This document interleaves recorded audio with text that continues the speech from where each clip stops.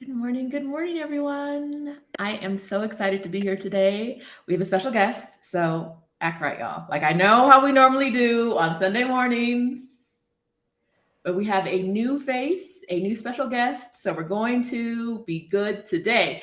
All right, I am here today with Cleve Mesidor, who is our crypto expert of the day. I am going to read you her bio because she has a background that I wasn't gonna remember. So we're reading it from the page today. All right, let's do this. Cleve, our new friend, leads the National Policy Network of Women of Color in Blockchain and is an advisor to the Blockchain Association. Recently, OneUnited Bank, America's largest Black-owned bank, recognized Cleve as a member of the Black Crypto League. Mayor Muriel Bowser has appointed her to the DC Innovation and Technology Inclusion Council. A Washington insider, Cleve previously served as an Obama Presidential Appointee, yes, a senior staffer in Congress, and in the leadership of national political campaigns. She hosts the annual Congressional briefing of Women of Color in Blockchain in the nation's capital. Cleve is a Howard University alumna and author of The CLEVOLUTIon, My Quest for Justice in Politics and Crypto, which there's a link to that in the description of her memoir, The CLEVOLUTIon, My Quest for Justice in Politics and Crypto. Link to her memoir in the description of this video. So if you want to know more about Cleve, you can get it here.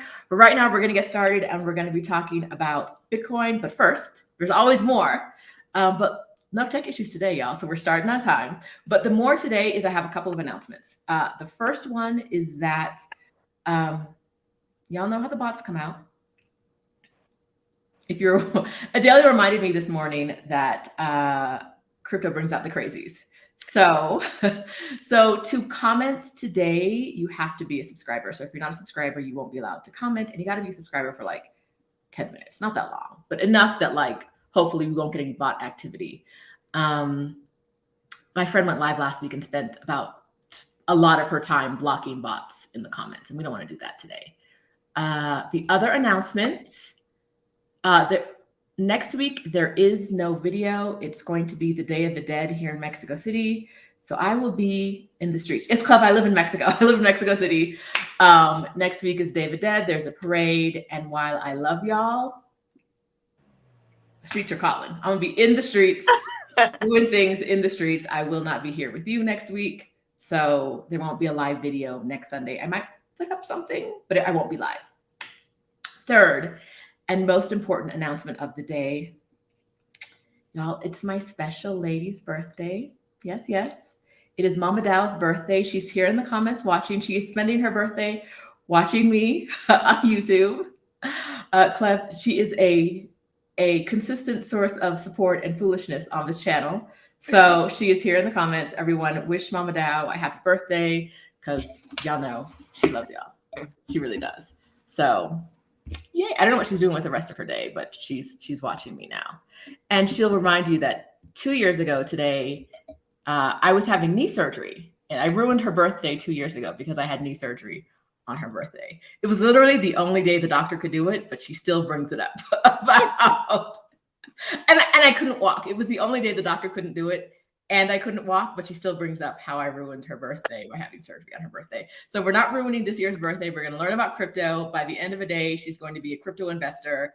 And that's the birthday gift we're all giving her. Y'all send her some love in the comments. Thank you. Thank you. All right, let's get to it. Okay, the reason, Cleve, to give you some background, the reason I asked you on today was a couple of weeks ago, the subject of crypto came up. And I started asking the audience, like, do you feel like you know anything about the topic? And everyone was kind of like, no, like we want to know, but we don't know. And I think part of the reason is that we don't know what sources to trust of information. Yeah. So I looked online for a crypto expert, and someone I trust said you were the person to go to, right? Bernard said it was you. And so I said, okay, let's do this.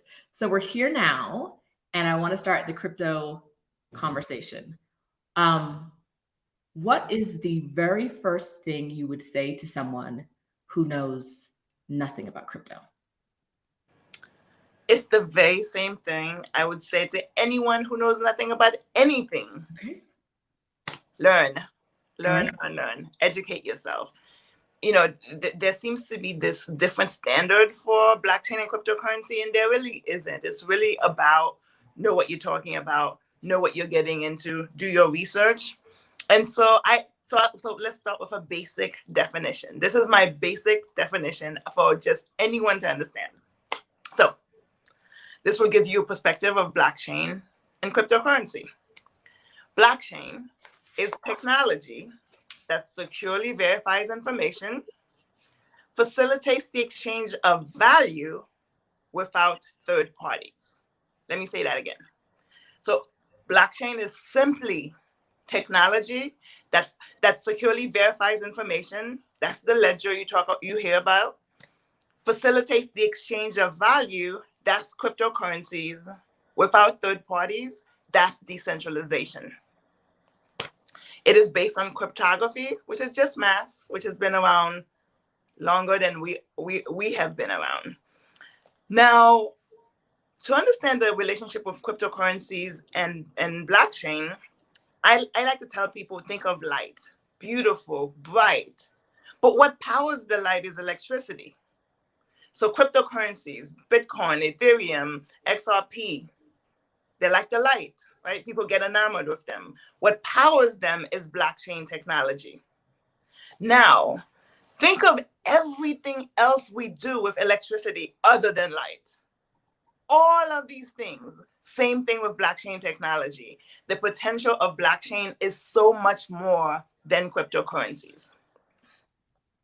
And I think if you approach it that way, it's a good start. It's a basic understanding. And then the next thing I would say is start where you are at, right? If you're not a trader, don't try to learn how to trade, right? If you're a nurse, learn how it's impacting the health industry. If you're an accountant, learn how it's affecting your industry, right? Start with your domain where you actually have expertise, right? I promise you, if you start there, it will become clearer. There's a huge learning curve here. I will tell anyone who's been in this space, I first learned about Bitcoin in 2013 while I was in the Obama administration. A good friend had a Bitcoin project in 2013, called me and asked me to help him with a press release. And I said, oh, okay. I looked into this thing called Bitcoin. It didn't excite me then, but I helped him with the press release. Then I saw a movie called Dope that actually explained it a bit more. It wasn't until 2015, 2016 that I actually got involved in this space. I say that to say it's a journey. It's a different way of looking at money, of thinking about money, and even thinking about the monetary system that we actually know and trust. So, for your audience, I would tell them, you go to one conference, you're still not going to understand it. Read one book, you're still not going to understand it. It takes time. Unfortunately, the learning curve is about 2 years, but the space is in infancy. No one is too late, right? I was lucky I heard about it in 2013 and had known enough to know where I wanted to be in 2015, 2016, but nobody is too late, and everybody should give yourself the time to learn, to figure out. The space is really vast. There's so many components. The definition I told you should say that, technology that securely verifies information. That's a distributed ledger. If that's not your space, it shouldn't be.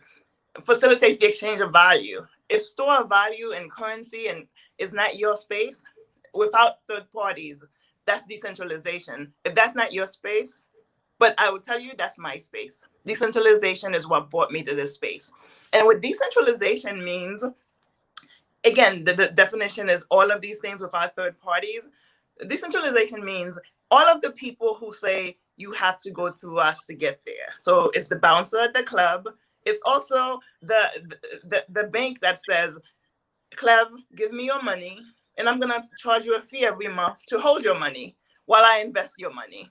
But it's also the Red Cross that says, Cleve, if you want to help your homeland of Haiti, give me your money. And by the time it gets to them, they'll get pennies on the dollar. We have all of these intermediaries, right? It's also Mark Zuckerberg. right? Who says, Cleve, in order to have free internet, you have to give me all of your information, and I'm the centralized party that controls it. So these intermediaries are the centralized parties. They're also the IRS that tax you for your money for different reasons. You have no idea. You're happy to pay your taxes, but you have no idea what most of these things are. But it's also, the credentials, right?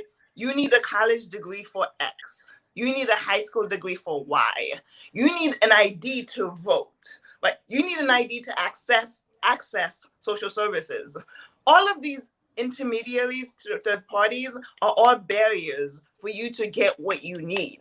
And oftentimes, we don't even understand what these red tape processes are intended to do. They're just there. They've always been there, so we do them, right? You fill out the application, you submit your forms, submit more forms. They lost it, you faxed it, you emailed it. Right? So all of these processes, think of, I remember when I purchased my first house, right? My first condo. It was just like all of these processes, right? And no one explains to you why you need to have all of these attorneys, why there has to be a title, this closing, that closing. But it's just what it is, right? And so we've come to an innovation economy where we can optimize and streamline some of these processes. And blockchain technology allows us to do that. But for me, it removes the barriers of entry for people of color. So no one has a blockchain degree. If anyone tells you they do, they're lying. So anyone can get into space. There's no credentials that you need. There's no permission that you need. No one says you have to have an investment account to actually buy crypto. No. So for me, it is the diminished barriers of entry. Anyone right now, we'll talk in a bit about all of the access points where anyone can actually get in the game and do it again on your terms where you are at. So that's a background of this space, Rashida. Should we get into how people want to get started in terms of investing?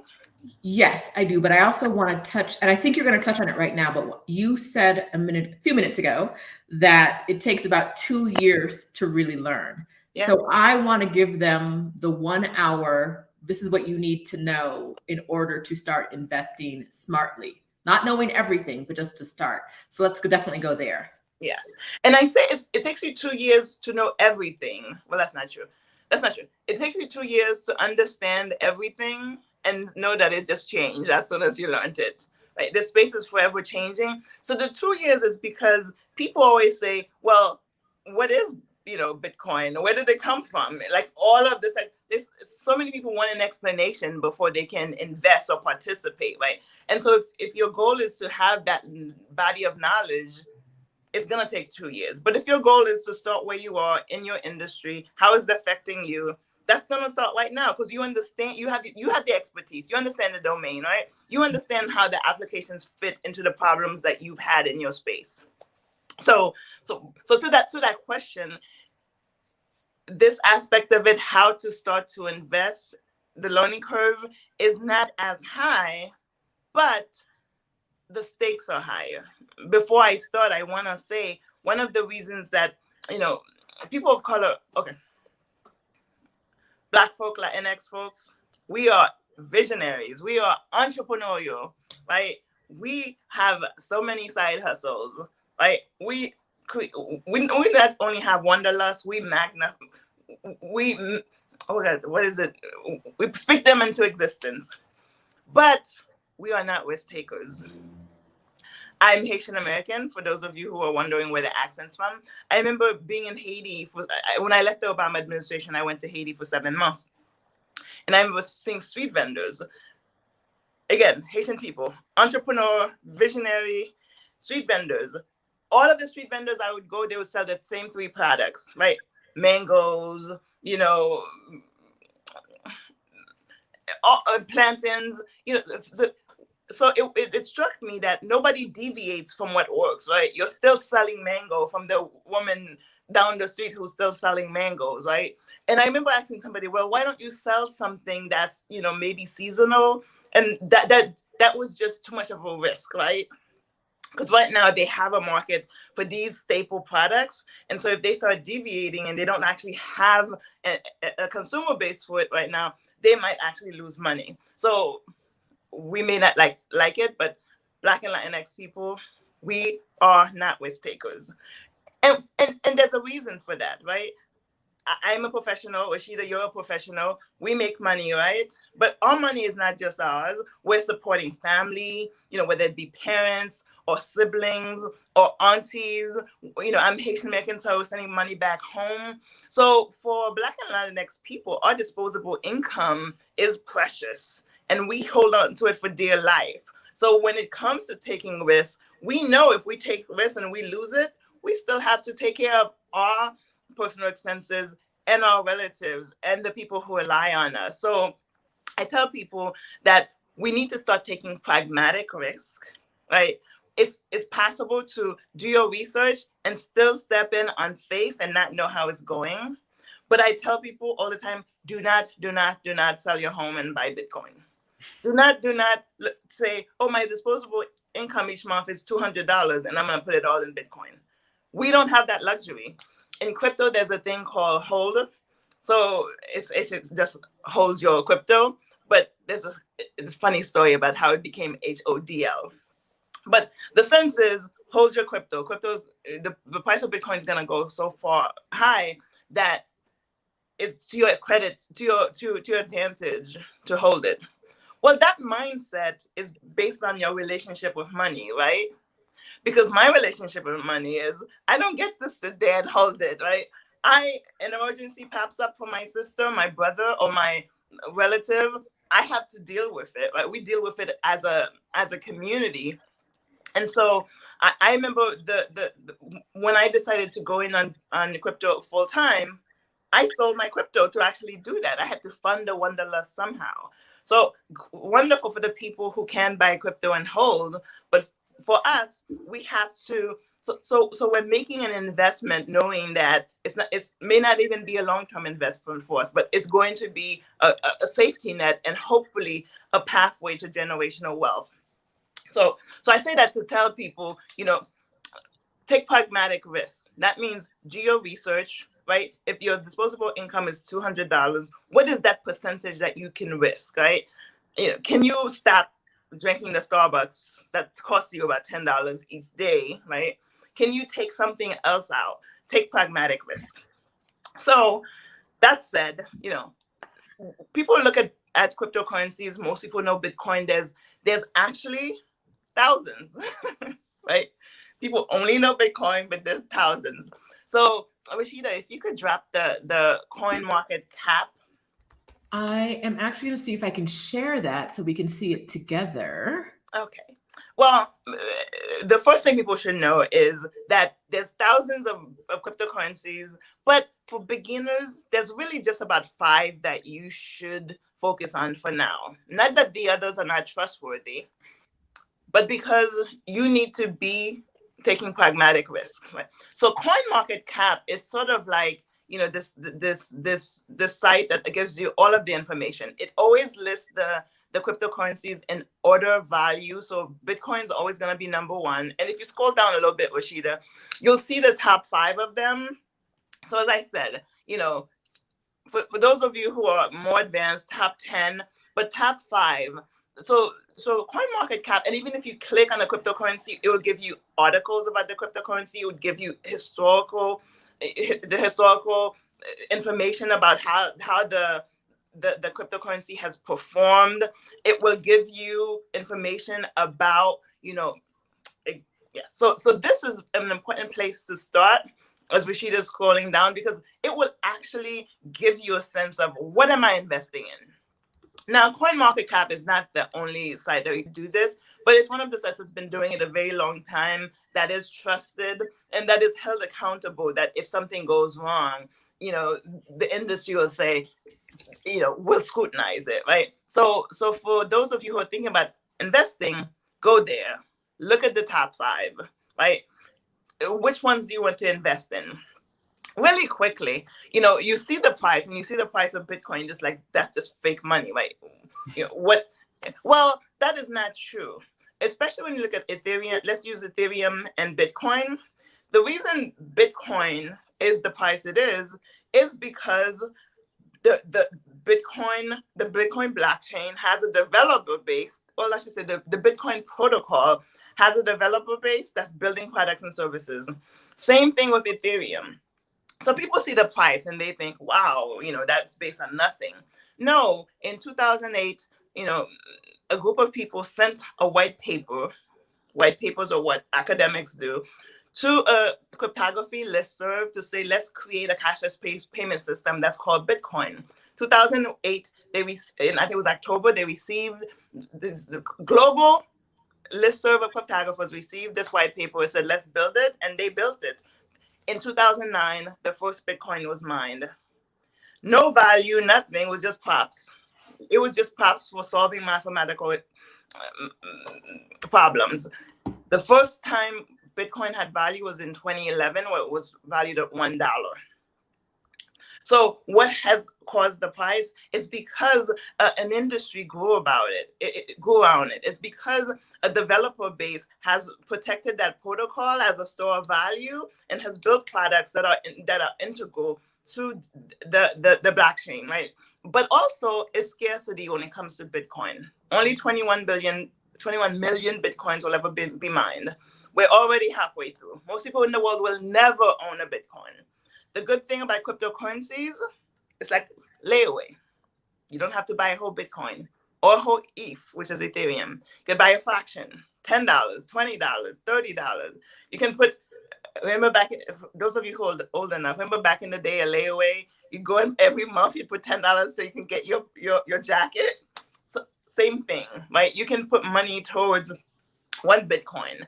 Right? So interestingly, I have friends who last December or this past January, I tried to get them to buy Bitcoin at 17,000, and they was like, "Oh my God!" Well, now it's like 60,000. It's fluctuating there. So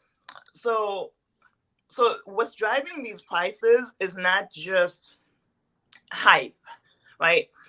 So Bitcoin is store of value, building financial instruments on it. Ethereum is actually a very interesting blockchain. What Ethereum, so we don't know who is the founder of we don't know who wrote the white paper. I believe it's a group of people for Bitcoin, but a young guy named Vitalik Buterin looked at the white paper and said, how can, this is me summarizing what he did, how can I extract some of the great aspects of Bitcoin and create a blockchain that is leaner and meaner, right? So the concept of smart contracts is possible with Bitcoin. It would just be very slow and heavy just because of the way the code is. So Vitalik recognized that for peer-to-peer transactions, smart contracts could be the anchor for Ethereum. So Ethereum's price was driving it. It's NFTs. About 8 years ago, maybe 5, on the Ethereum blockchain, CryptoKitties was birthed. And CryptoKitties was the first NFT, right? And it was $10,000. Today you can buy an NFT for $5, right? The space evolved, but Ethereum focuses on peer-to-peer transactions. So when you think of gaming and how crypto has been used for anything from gaming, from facilitating micro transactions, one of the other key aspects for the Ethereum blockchain is Web3. We look at Web 2 is where we're at right now, where we know the internet is broken.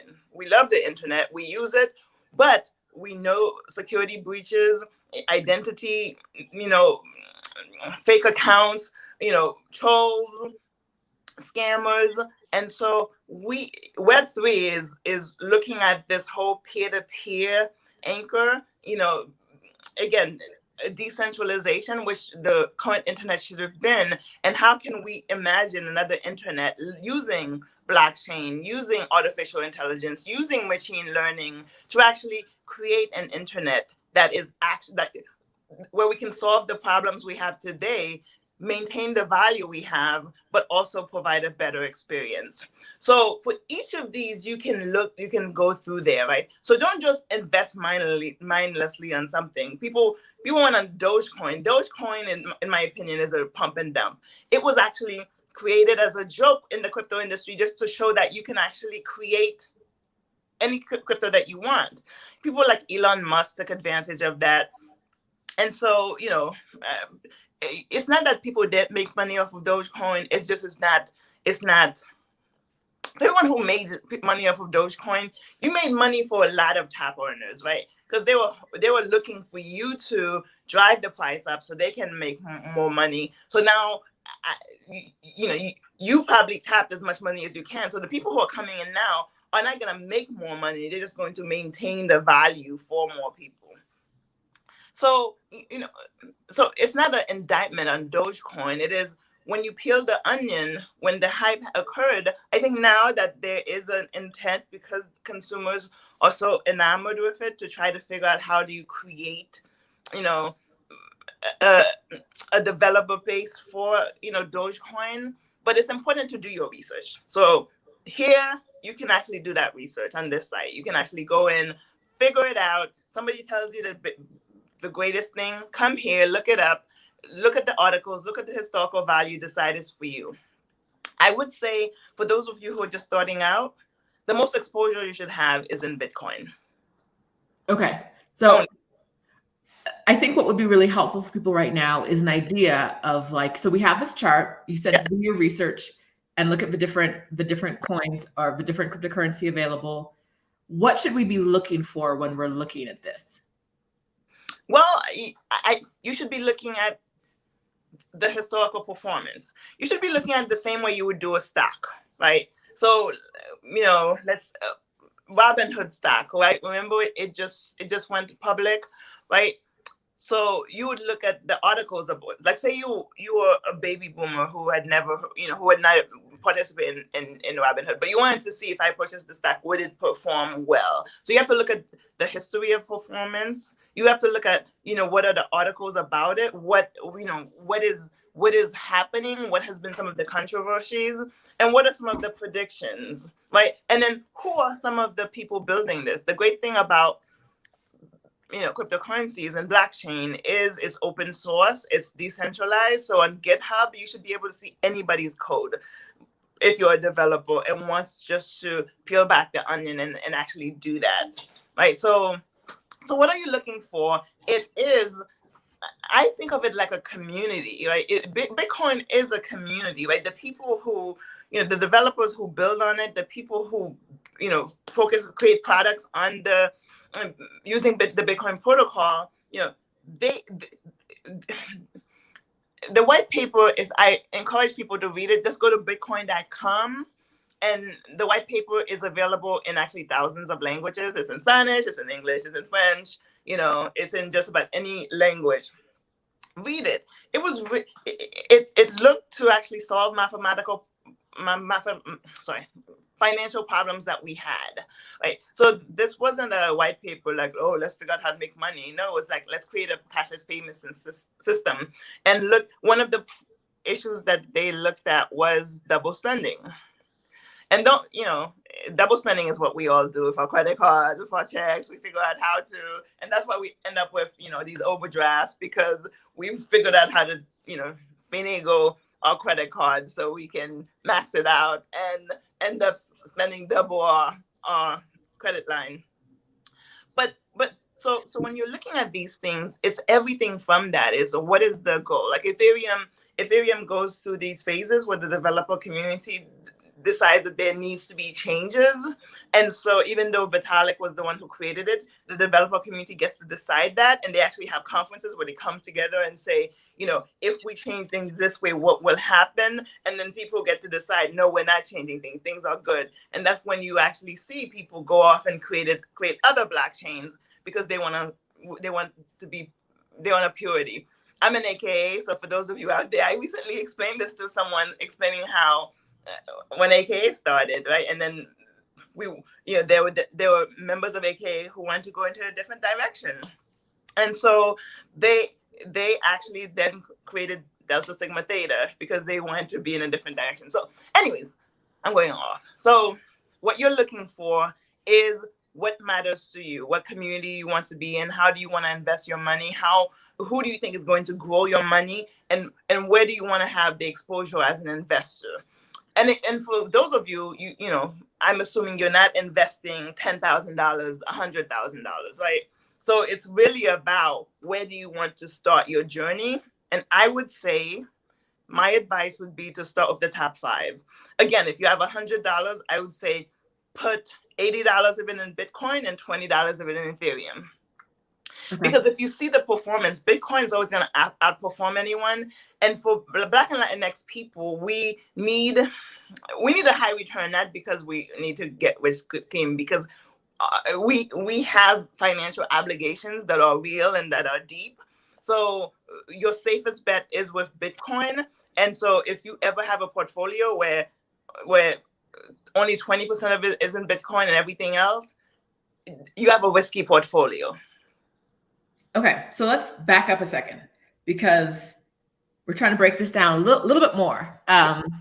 There are definitely people in the comments who are with you, and we have some people who are not quite there yet. And I think I'm in the not quite there yet category. So let's break it down a little bit more. If I'm just starting out, what should I be looking? And I want to buy the top 5, right? Yes. Where do I start? Because I know there are like a ton of platforms out there, and I hear different things about them. This one's trustworthy. This one's isn't. This one. So like, how do we let's go from step 1. I have money. I want to buy crypto. What happens? What should I be doing? Okay.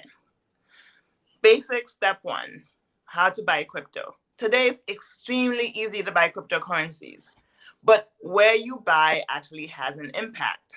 So for the audience who are new, know nothing, you need an on-ramp that's simple, that doesn't require, that won't scare you out of the space. And there are 3 on-ramps that do that. Right now, it is Cash App, PayPal, or Robinhood. Most people have one of those 3 apps or have all 3. So for any one of you right now who are listening, open your Cash App, your PayPal app, or your Robinhood app. If you go right into it, on the first page, on the home page, there should be a thing that tells you can buy Bitcoin. Now on PayPal, they have about, I think, 7 cryptocurrencies you can buy. Cash App is strictly Bitcoin. And on Robinhood, they have quite a few in addition to Bitcoin. So right now, if I give you a moment, go into one of these 3 apps, you can buy cryptocurrencies. $10. This is not investment advice. I should have said that from the beginning. Right? Don't come back to Cleve if you lose your $10. But they already know. Don't call me. Okay, great. This is not investment advice, and we are not. So it's not only investment advice. We are not telling you what to do. And we're not going to answer any follow-up questions in the comments later on about what you should be doing or what worked or didn't work. This is live advice only, not even advice. This is live information only. All right. Yes. So these 3 apps are easy. Again, it will take you less than 2 minutes to go into one of these apps, find the little Bitcoin icon. They probably just say, it's been so long since I've been on Cash App. They've updated it. So it used to be you have to find a little squiggly line at the bottom, but I don't know. Really easy. Purchase your $10. Welcome to the crypto revolution. Right? That is your entry point. It is that easy. There's a little in Cash App, there's a little B at the bottom. Yep. There's a little B at the bottom, and then it says you can buy Bitcoin right there. Yeah. And then you could take the screen off. You could take the coin market app off if you want. Yeah. But yeah, it's that easy, right? So for anyone, go into one of these 3 apps, welcome. And each of them will give you a wallet as well. Once you purchase your $10, go into that account, you'll see your wallet number. That is the one thing anyone needs to buy crypto. It's a wallet. Right? Okay. No, back it up. What's a wallet? How does it work? Yes. So right now you will have a wallet because you have to have a wallet to buy it. And so Cash App, PayPal, Robinhood created a wallet for you. Now here's the challenge with Cash App, PayPal, Robinhood is because, as I mentioned, how you buy crypto is different. Because you used an on-ramp that is centralized, right? That is already structured, that already fits into because you're using a fintech tool, they create the wallet for you. The thing is, if you want to move your crypto, you have to sell it. So on a decentralized exchange, I can buy on Gemini or Binance US and then move it over to my cold storage wallet. But on these things, the limitations, but when you're new, you don't know what you don't know yet, right? So the limitation here is if you want to take your Bitcoin off of Cash App, you have to sell it. You have to cash it out for USD. Now both Cash App, Square, which owns Cash App, and Robinhood are creating wallets that once they actually develop them, you'll be able to move your crypto from Cash App or Robinhood to another wallet. But right now, you should know that that's the limitation, right? You're stuck in Cash App, PayPal, Robinhood, right? And if you want to get out, you have to cash out to go. So what is the wallet? The digital wallet is just that, because this is a cashless payment system. So a digital wallet is where you hold your stuff, right? And to make it, let's be honest, right? You have a credit. We all have a credit card, right? That little card is really just a little card, right? We think it's something, but it's just a card with a whole bunch of numbers. When you swap it, there's not a pad of money at Visa that says this is Cleve's pad of money, right? So the wallet is, what is that portal, right? What is that social security number, right? You have a social security card, but it's the number that values. So for crypto, the wallet is the basic entrance piece, because you need the wallet to actually trade crypto. Okay. But in the beginning, you said that the great part of crypto was the decentralization. Yes. So now we just talked about getting involved in centralization again. Yes. Yeah. So there's a way to do it without the centralized features, but it's maybe not for newbies? Well, it is for newbies, but it's your comfort zone. Remember, pragmatic risk, right? So for those of you who are comfortable, you don't have to do anything. You don't have to set up an account. You already have these apps, and now you can brag that you own $10 of Bitcoin. How you just say you own Bitcoin, right? So it's a comfort level. But you can start here. You can stay here for a week, a month. Now, if you want to go deeper, you should purchase on a decentralized exchange. I will tell you, a decentralized exchange, for those of you out there, crypto is regulated. Decentralized exchanges have to register at the state level and have to comply with federal AML and KYC laws, right? So this whole thing about this unregulated, no. And once you buy crypto, the IRS has specific ways of when you have to file taxes, and that's when you actually sell anything. And so for a space that's not regulated, how does the IRS provide guidance on how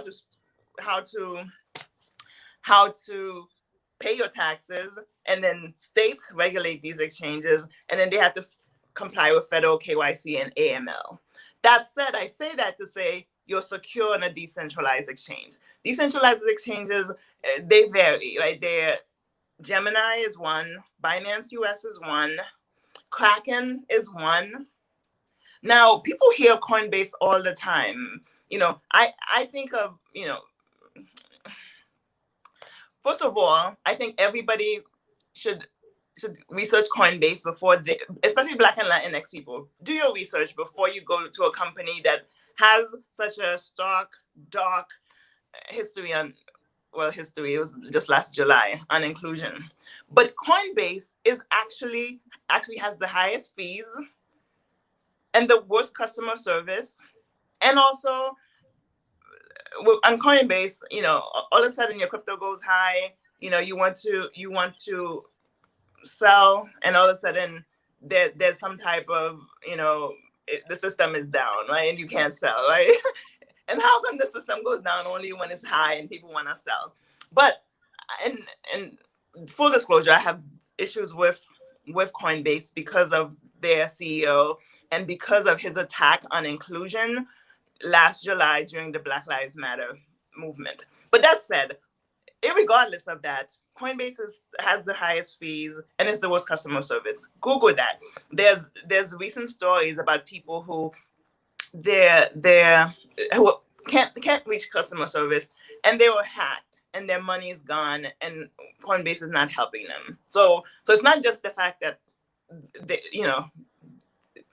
there, and I use race. Well, I'm using inclusion and not racism because we have to be tactful, but I would not recommend Coinbase. That said, you know, I definitely think Gemini, Binance US, you know, Kraken, good onboards. Now, for Black and Latinx folks, I do think that Black and Latinx innovators have created wallets that we can use as well, and I'll talk about that. That we can, you know, once you buy on these exchanges, you can actually use a Black-owned or Latinx-owned wallet. But so if you go on Binance US, there's two Binances, Kraken or Gemini, you do have to, there are steps you have to take to register. Don't be scared. They may ask you to take a picture of you with your driver's license in front of you. It used to be a time when you have to take a picture of the date on it, like you've been kidnapped and you need to show proof of life. But it is because we want to show proof of life, right? It's so easy for people to set up fake credit card accounts under your name. Decentralized exchange, crypto goes to these lengths to make sure that we can verify it's you.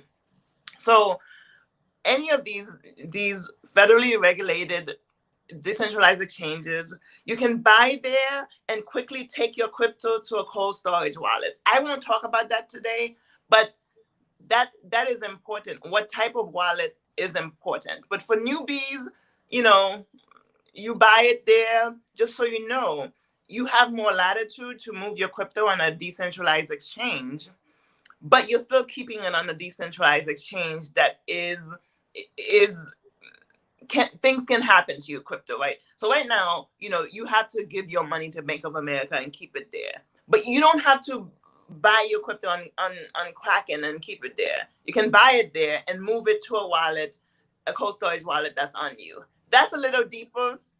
We won't go there, but keep that in the back of your mind. But be cognizant that if you leave your crypto on Gemini, Binance US, or Kraken, chances are nothing will happen, right? It will be fine, right? And most of those have great customer service. Like if you're hacked or whatever, you can actually reach someone to help you. But, you know, the plan is you should, once you set up one of those accounts, buy your crypto there, you should start thinking about cold storage wallets where you can actually hold your crypto on your person. But let's not go there yet. So now we've talked about the 3 on-ramps that are centralized: PayPal, Cash App, Robinhood. That's easy. You already own them. You don't have to set up anything. Decentralized exchanges will require for you to set up an account. Don't be scared. It will ask you to do some things that you may think is a little strange, but it's not. They're federally regulated. They have to register at the state level. And once you do that, and the decentralized exchanges will offer you the vast array of cryptocurrencies. So PayPal and Robinhood have an assortment of cryptocurrencies that they actually have the ones that are the most trusted because they're regulated and they have to avoid risk, right? So Cash App is just Bitcoin. When you go to the decentralized exchanges, they have an assortment, thousands, not all of them, because, you know, but you'll have access to the most amount of cryptocurrencies on the decentralized exchanges. Now, I will say, because they have to apply for state licenses, if you're in New York has this bit license. Oh my God, New York has made it very hard for crypto. So it is possible that if you're in New York, there might be some cryptocurrencies not available to you. Or it might be harder because, in my opinion, it's because New York City is the backyard of Wall Street and they've made it very difficult. That said, limitations are because of the laws that are there. Now, right? So centralized platforms that you already have their app, decentralized exchanges where you can have a more assortment of cryptos. Now, if you want to go a little deeper, there are wallets or blockchain, so cryptocurrency platforms where you can earn interest on your crypto. Now, I will say Gemini has options where you can earn interest on your crypto as well. But one that I like to tell people about, again, I'm not picking and choosing. This is just based on just what's easy for people. BlockFi, BLOCKFI. BlockFi, BLOCKFI. So BlockFi is one where you know, and I'm not sure how they, you know, it used to be that you have to, you know, transfer money there. Because with BlockFi, you're going to invest $5,000, but you're going to invest $10,000. You're going to put in a little money where you actually want a return. And they actually give you interest in Bitcoin. Right? So it's sort of like your crypto is earning Bitcoin for you. Right? So BlockFi is when you want to go a little deeper. There's also Swan Bitcoin as well. I don't think Swan Bitcoin offers interest, but it's a little deeper in terms of platforms where you can buy cryptocurrency where the options are a bit more dynamic. But I would not start with BlockFi or Swan Bitcoin, and I would only go to those when you actually have a bit more money, right? So low risk, Cash App, PayPal, and Robinhood, low risk but limitations. Decentralized exchanges offer you a variety, and then going deeper and becoming a more deeper investor, Swan Bitcoin, BlockFi. The one thing I would say is, again, because crypto is regulated, you know, be cognizant when you do, if you do, you know, cash out, you know, sell crypto or whatever, it will trigger an event where you have to report with the IRS, and they have become relentless on this. So just so you know, your exchange will report that you sold this amount of crypto, right? Because the exchanges have to comply with AML and KYC regulations. You know, whether you decided or not, they have to report to the IRS. So pay your taxes on the crypto. It's not worth it. Right? We have a bullseye on our heads where they decided that they're coming after. They want crypto money. So I hope that's helpful, Rashida, in terms of just where to start. That was very helpful. Okay, so I'm gonna talk about me because I'm the only one who can talk right now. So y'all, I hope this is helpful. If it's not, okay. Okay, so I don't have any money invested in Bitcoin. This is not advice. I am talking about me and what I'm going to do later today. All right, so if later today, I'm not going to do all this research. I might look at like different historicals, but truly today, I'm not going to do all this research. What I might do today is go to PayPal because it has the top, I think you said the top 10. I think it has like 7, but I haven't checked recently. Okay. Put $100 in, no, not each. $100 total in each. So of the top 5 that are available on PayPal, based on what's on CoinMarketCap. Is that it? Yep. Find the top 5 that are available on PayPal. Put $20 in each of them, and then watch what happens in the markets and get some more education and figure out what the next steps are. So if I have done that, I have $20 in the top 5 Bitcoins, and maybe next month or next week, I'll put another $20 in as I learn more.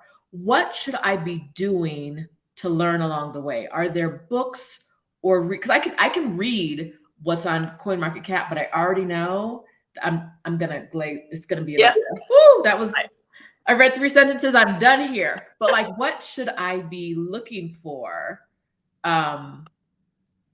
What's a really good way to figure out what I need to know? So I tried going to Coinbase for research, and I was like, yes, y'all are taking me really into the weeds on all of these different terms, but I don't want the weeds, right? Like I don't want to be in the weeds. I just want like the top level, what do I need to know? So where do you recommend for that top level things you need to know, and like how to figure out how to get to the next level of investing knowledge? Yes. So to summarize what you just said, financial literacy is important.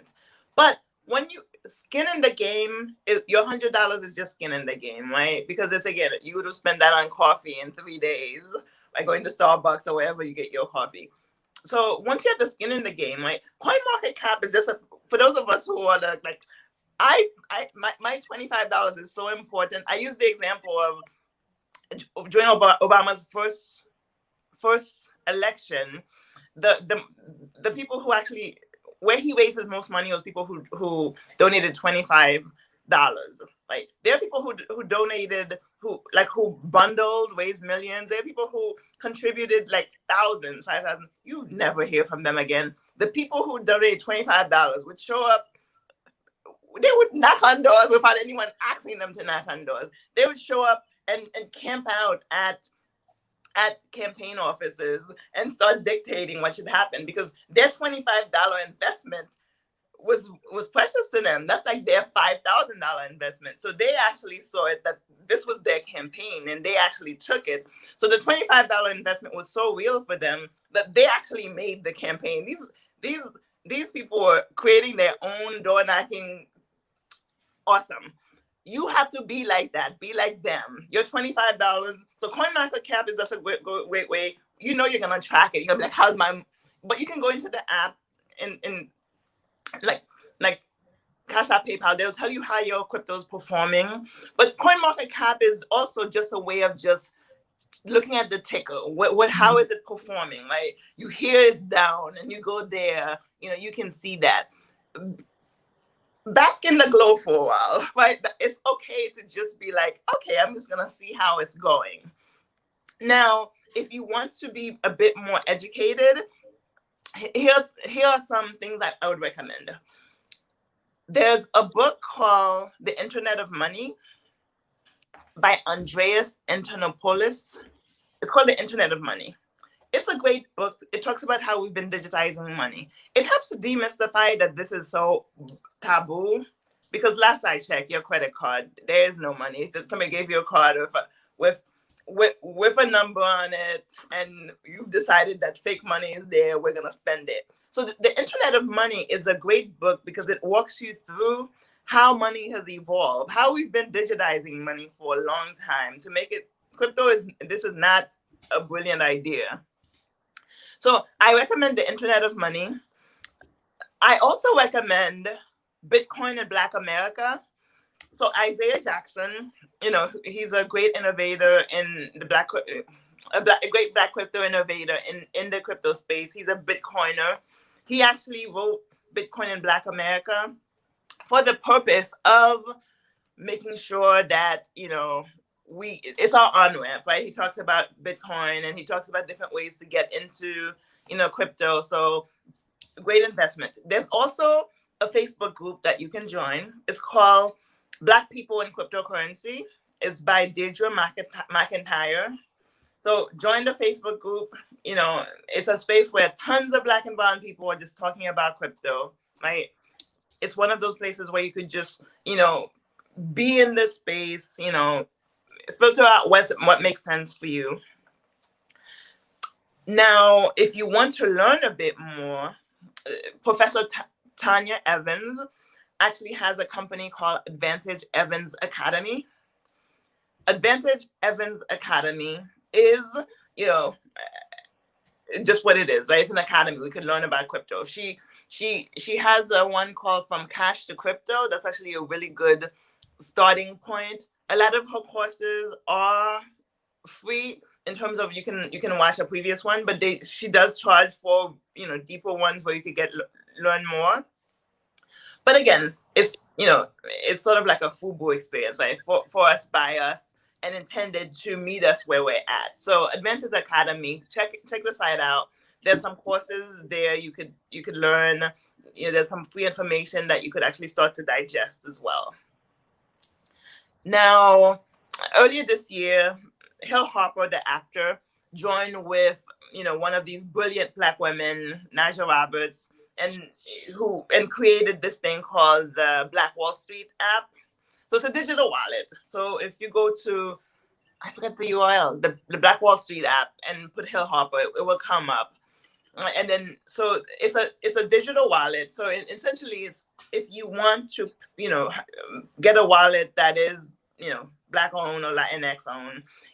So Black Wall Street app is intended to do that. You can buy Bitcoin with it, But Black Wall Street app is also an educational destination as well. The plan is they focus on Bitcoin, get Black and Latinx people to buy more Bitcoin, but also provide education as well. And also, this. Sorry, I'm writing something so I don't remember. Yeah. So Guapcoin. Guapcoin is not listed on CoinMarketCap, but it should be. So a Black woman, Tavonia Evans, created the first Black cryptocurrency for the Buy Black movement, right? We've had this Buy Black movement. And so about 8 years ago, she said it should have a cryptocurrency. And so she created this, which is a huge undertaking. This is not about, this is creating a cryptocurrency that can be used, that you can buy and hold. So if you go to guapcoin.com, GUAP coin.com, that is, a cryptocurrency that you can, if you want, purchase and have in your portfolio, right? And so the great thing about Tavonia, she is a developer by trade. She's created this and really focused on Black empowerment, economic empowerment. And she also have Guap Academy. No, sorry, it's the Guapcoin Foundation. So on Guapcoin, and also Guapcoin Foundation, you will find a lot of information, right? A lot of information about, just crypto, stuff to learn. And then the last resource I would tell you is by this young brother who is just, oh my God, he is just so full of personality, So Justin just published a book, From Bars to Bitcoin. And it's exactly what you said, going from prison to how Bitcoin is actually. So it's a new book. And, From Bars to Bitcoin, he talks about his journey there, but also shares, how to get into this space. So those are a few resources, that might be helpful. Again, Advantage Evans Academy, Guapcoin, Black Wall Street app, Bitcoin in Black America, the Facebook page, Black People in Cryptocurrency, and From Bars to Bitcoin. Oh, and also my book. In my book, I actually talk about my journey. It's really about, my quest for justice in politics and crypto, because it was about how I thought politics was where I was going to change the world, make the change, and became disillusioned.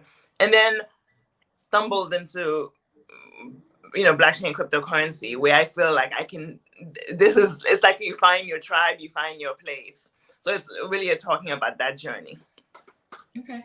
So I want to respect your time, and we said an hour, so we're going to get you out of here. But before you go, I do have one question for you. I'm going to be blunt. How do we avoid the scams that are happening in the crypto world right now? Like, there's almost every time I see someone talking about crypto online, I'm like, the way you're saying things makes you seem kind of shady. Like, I don't know, it might, like, this might be the truth, but the way you're presenting it seems like a whole lot of scam-a-lama, and I don't want that. So, what should we be looking for when we're trying to look for things to avoid? Yes. Especially from people who say they're going to educate us. Like, what should we be hesitant about? Well, I would say if anybody DMs you on social media to sell you crypto, to ask you for your account, scam. Okay. Even if you know the person. Cryptocurrency is decentralized. You do not need intermediaries, right? So that's the first flag. You don't need anyone to be your intermediary to crypto. And it could be that the person is genuine and wants to create something and is not intending to hurt you.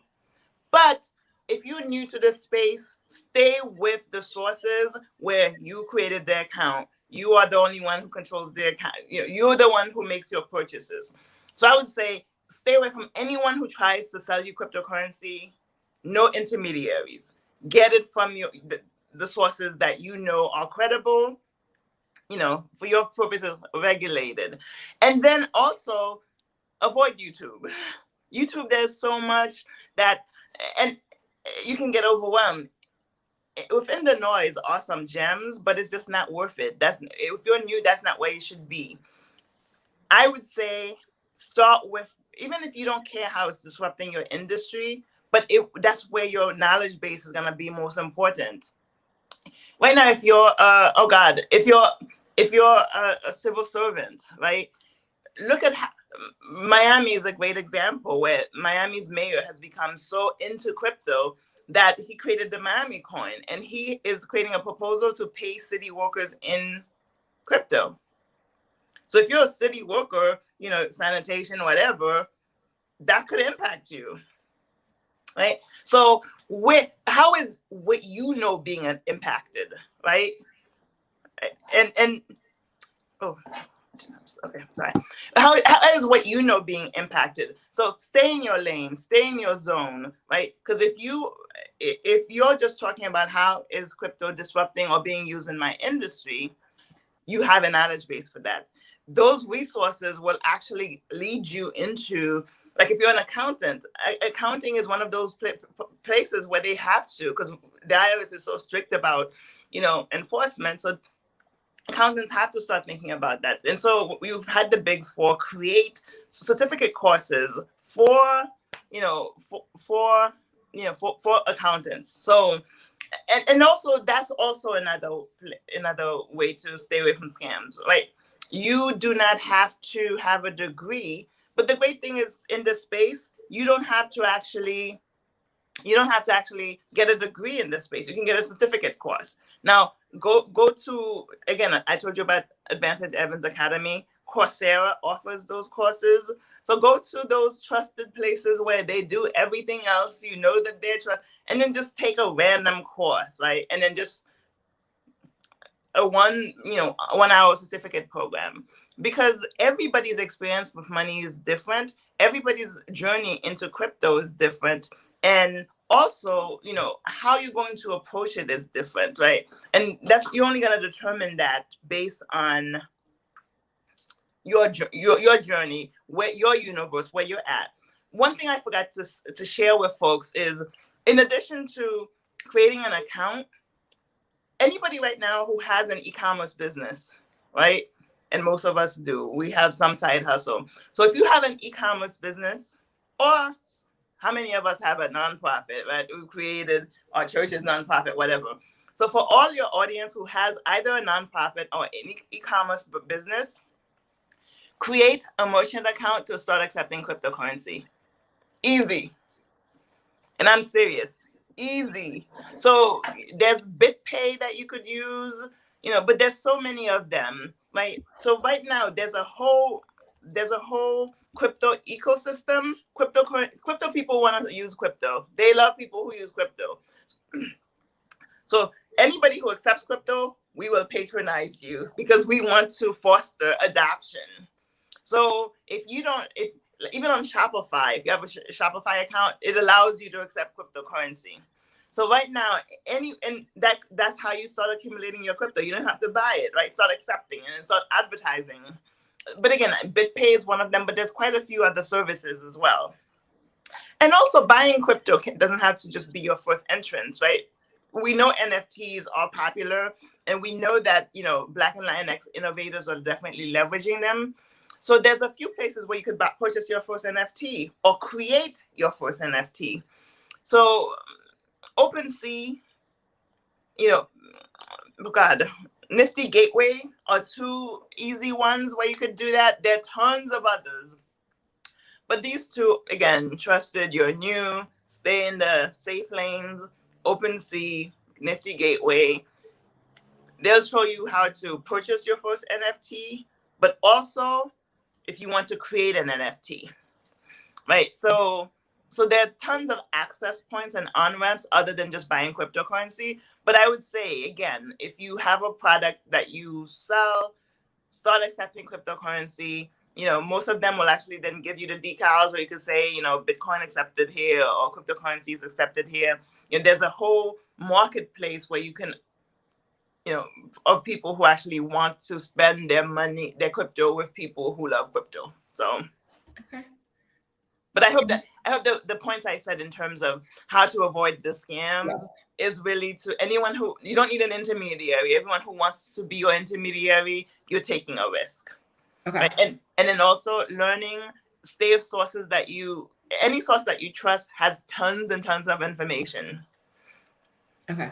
So okay, comments have been wild, but I have to say thank you to everyone because we weren't able to get to like 98% of the questions in the comments, but they were answered by other people in the comments. So I got a question that was, will the live chat be available? Yes, it will. The live chat will be available after this in like 12 to 24 hours. YouTube never lets the live chat be available immediately afterwards. But if you come back tomorrow to rewatch this or to see the live chat for all the links we talked about, you can see that then. If you need to watch this again to understand, to get everything, because I'm going to watch this when we're done so that I can absorb it all. I want to thank you, Cleve, for being here. I see that the audience, there are definite beginners in the audience, and this was great for them. And then we have definite advanced people in the audience. And I think y'all liked it too, but they had questions that we didn't get to. There were lots of questions where I was like, I don't even know those words you're asking about, right? Like, yes, I promise y'all beginners. Yeah. So, they can follow me at Twitter, and I'm happy to answer questions on. So I'm at CMezi on Twitter. So on Twitter, I'm at CMezi. All right, let me share that with you guys in the chat because I can do two things at once. Yes. And if there's a pressing question from a more advanced person, I'm happy to take one or two. But I do have a 12:30, so. Okay. So if you have a pressing question that wasn't answered, I'm not scrolling through to find it, y'all. Y'all need to drop it right back in here right now. Pressing questions only. But Twitter is where I'm most accessible, especially on Twitter, and I actually share a lot of information that's happening, in crypto. And crypto Twitter is actually a thing. Like, remember, Black Twitter is a thing, and crypto Twitter is a thing, and it's one of those spaces where it's just extremely intense. But within crypto Twitter, if you're following the right folks, you learn about all the activities that are happening place. You learn about the different factions of crypto and the camps, and then also you will find your tribe as well in terms of folks who just are aligned with where you are at in the space. So I'm happy to, I think my DMs are open in Twitter, but feel free to follow me, and I'm happy to answer questions. Okay, so I have two questions. I hope they're short. Okay. And then we're done. Okay. Two questions. What about more advanced, choosing a cold wallet? What should you be considering? Yes. Well, choosing a cold storage wallet is in itself a process as well. So I would tell that person to really look at the different types of cold wallets out there, and then figure out how advanced you want to be, right? Because there's quite a few vendors in terms of, so for really quickly for people, a cold storage wallet is sort of like what it says. Crypto has a lot of properties of cash. So if you think of cash, people who used to hide their cash in their freezer, cold money, underneath their mattress. So cold storage is a physical way to actually hold it. Now, there's a lot of different vendors that provide you different, and they can be as advanced as you're getting some type of USB type thing where you actually put your crypto there. But it could be very advanced where you actually are getting some type of hardware where you can, keep your private keys and keep them protected. But I would say for that question, cold storage, there's a whole spectrum of cold storage wallets. And I definitely am a proponent of get a cold storage wallet, keep your crypto on your person, but also do your research in terms of the types. I like to not advise people on which ones to use, because depending on which ones you use, you may have problems. But cold storage wallets are extremely accessible. You can actually buy them. Once you decide which one you want, you can buy them on Amazon. Okay. Next question. I can't translate this. It literally Oh, just just read says it. crypto winter question mark. I don't know. Yeah. Oh my God. You know what? I don't know. I think, and the question is about the price of crypto. You know, right now Bitcoin is going up, and everybody's like, you hear people say to the moon, right? And this, we want to get to 100,000, right? There are people who are like hoping by December we can get there. I'm not one of those people who think we can get there. I do think that there's so for the people in the audience, while we know about why Bitcoin is valuable is because of the developer community, what we don't know for sure is why the price fluctuates the way it does. Technically, we don't have enough performance. The first time it was $1 was 2011. That was like, barely 10 years ago. So we haven't had enough performance to actually be able to assess it in the way that people do traditional financial instruments. So there is price manipulation that's happening out there. Google searches does have an impact, and I think that's why Bitcoin tends to self-correct. That it would go, it will drop. It'll go from 30,000 to 60,000 in the span of a month. But I do think this is maybe my own idealistic. I think Bitcoin self-protects itself that way when there are too many forces trying to drive the price, and it just shuts down. But I don't know where we're at. Here's why. Because of the regulatory environment right now across the world, China just banned cryptocurrencies, period, right? Governments are trying to figure out how this fits into their monetary systems, and they are scared, right? Because so much of crypto exists outside of it. In the US, we have a government right now, that is not friendly to crypto. The Biden administration is not friendly at all. SEC Chair Gensler is considers himself a top cop on the beat, right? So much of this is going to impact, if there's a crypto winter on the horizon. So I don't know, but I think we should be prepared. But I do think that one thing we know Bitcoin will sustain. So buy the dip for the person who. So whatever dips occur, buy the dip. For those of you who don't know what that means, you'll learn later. Okay. All right. This has been amazing, Cleve. I'm so glad we had you here. I hope everybody who knew nothing about crypto knows something now. You don't know it all, but you know something more than you did an hour and 15 minutes ago. Thank you so much for your time. I am going to be buying some crypto, maybe on camera. We'll see what happens. Thanks everyone for hanging out with us today. You can reach Cleve on Twitter. Don't ask me crypto questions, y'all. Don't come in these comments. I swear it's going to happen. I'm telling you now. If you're watching the replay, do not drop your crypto questions in the comments, and don't drop your crypto spam in the comments. Although if you're spamming, you didn't watch this far anyway. You didn't watch any of it.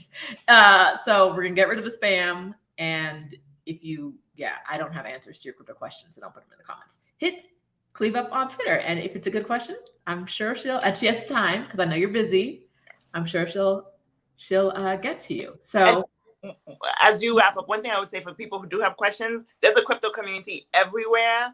Okay. So Atlanta just had it's about to have a blockchain conference. So local resources are abundant. Thank you for having me. Thank you so much. And bye, everybody.